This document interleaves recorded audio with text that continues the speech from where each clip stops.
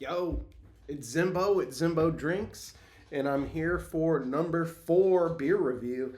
And as I was going through the cans that I have stashed, kind of really looking for that sticky rice sour from Brewery Lost, I came across this one instead, a Amortentia.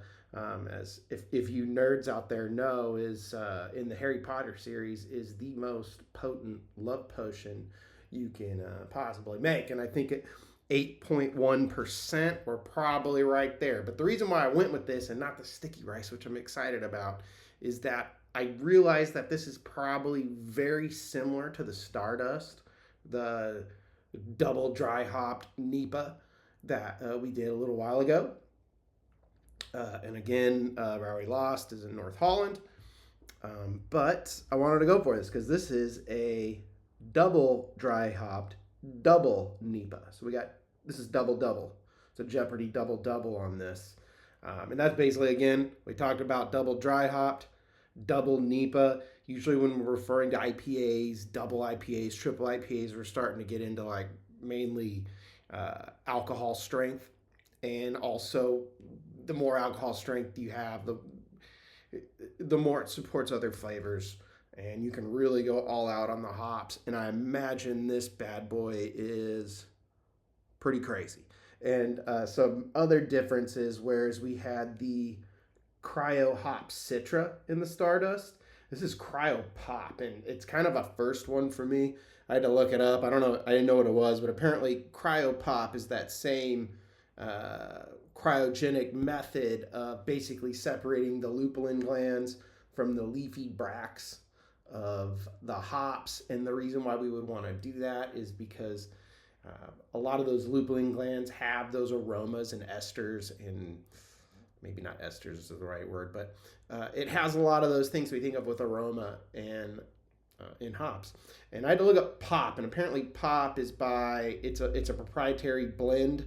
So it's not one hop, and it's by Yakima Chief Hops, which is, I believe, in the Northwest in the United States. They do a bunch of crazy stuff from a research standpoint. But apparently this is their blend to maximize tropical stone fruit and citrus esters. So again, as where we were with that kind of space beer Stardust, despite this not being a space beer, I think it's going to take that beer to the next level.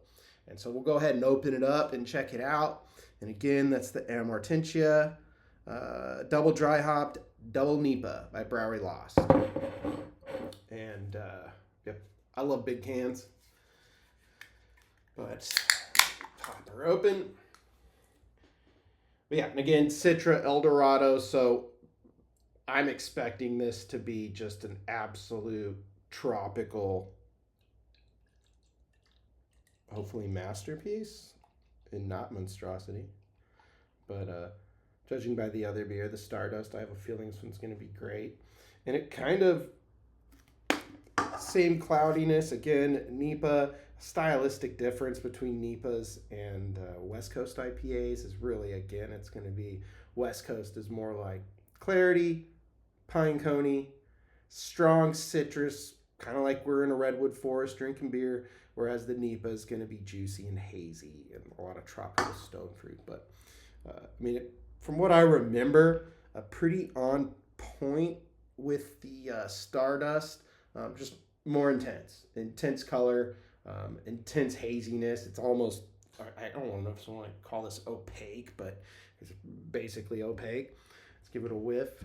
I mean, even without putting my nose down into it, I'm getting just tropical fruit is just kind of trying to get where you guys can see this beer a little bit. Maybe not. But it's already wafting up at me, but let's give it a big whiff.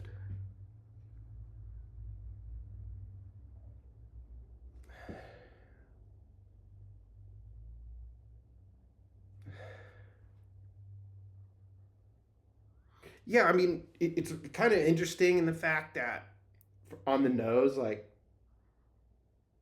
it's almost like I'm getting, like, the peach is what's jumping out at me, and they list it. Let's see what they list on the can. Yeah, they list hoppy notes of peach, pineapple, bright citrus. And now that I read pineapple, like the pineapple's definitely jumping out at me. And like a lot of people, I think maybe look at us beer nerds, kind of with give us the little bit of the fish eye when we come up with these like, oh, I'm smelling this and that. And there's two things to that. One is in reality, these are terms like what does peach stone fruit smell like? It has a smell, but in reality, in the beer world, these are things that we've all kind of trained our noses to recognize, and we're all on the same page.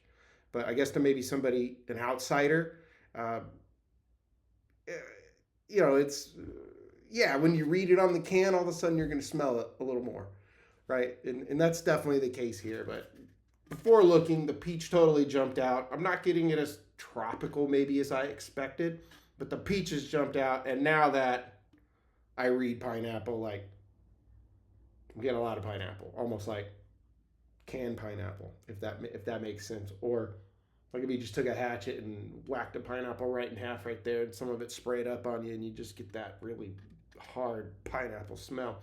Each sip evokes warm memories, rain-soaked adventure, and subtle stirrings of desire coming in. The Amortentia. Give this potion to the one person you'd like to enchant, but handle with care. You never know exactly what will become of them. I mean, yeah. If you want to go get your partner hammered, it's probably a good one to work with. But let's give her a taste.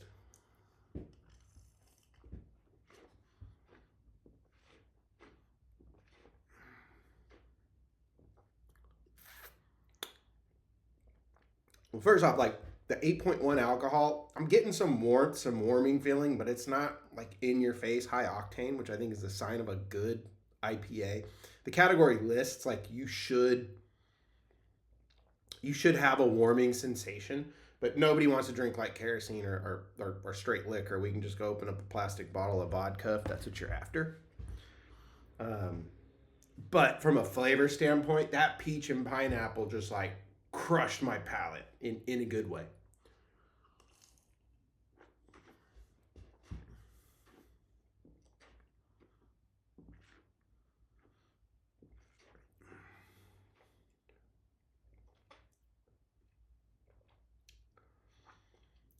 It's definitely malty and a lot of body and quite a bit of residual sweetness. I think done in a way to kind of balance out some of these hops. And really, our mind plays tricks on us, and we can only taste few senses, and we think we taste strawberry and pineapple and all that. But really, we're tasting a slight sweetness, and then the essence in our nose, we put the two to two together, and it's like, okay, I'm tasting pineapple. But really, you're tasting citrus and sweetness. And then you get the aroma, which kind of rounds out like, oh, I taste strawberries or whatever.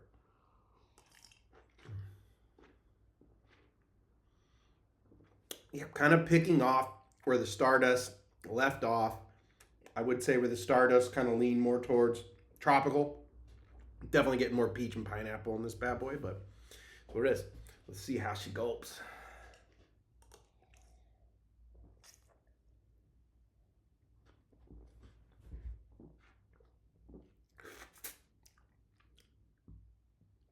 It's gulpable to a degree. I mean, if you're trying to get your night on or trying to end it quickly, definitely gulpable. If you are starting your day out, maybe not gulpable, but smooth beer, even with the little bit of warming from the alcohol, as we would expect at 8+%, 8.1. Great tasting beer. Again, I look forward to trying the sticky rice. So happy drinking and cheers.